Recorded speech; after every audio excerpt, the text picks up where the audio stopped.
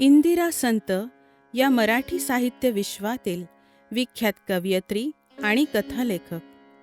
पूर्वाश्रमीच्या इंदिरा दीक्षित असलेल्या इंदिरा संत यांचा जन्म कर्नाटकातील इंडी या गावचा. कोल्हापूर व पुणे येथून त्यांनी आपले शिक्षण पूर्ण केले. BA, BDT व BEd या पदव्या प्राप्त केल्यानंतर बेळगावच्या ट्रेनिंग कॉलेजात अध्यापिका म्हणून काम पाहण्यास त्यांनी सुरुवात केली. शिक्षकी पेशा स्वीकारलेल्या इंदिरा संतांनी लहान मुलांच्या कथा लिहून आपल्या लिखाणाला प्रारंभ केला. 1950च्या दशकात त्यांनी स्त्रीवादी कविता लिहिण्यावर आपले लक्ष केंद्रित केले.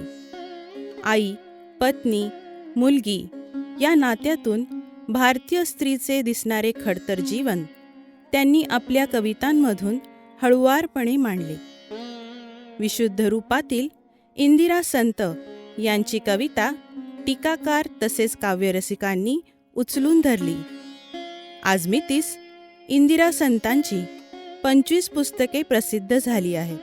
कविता, कथा, ललित लेख अशा वाङ्मय प्रकारात सहज मुसाफिरी करणाऱ्या इंदिरा संतांचे गर्भरेशीम, निराकार, बाहुल्या, मृगजळ इत्यादी कविता संग्रह तसेच कदली, चैतू, श्यामली असे कथासंग्रह आणि मृदगंध, फूलवेल हे ललित लेख प्रसिद्ध आहेत.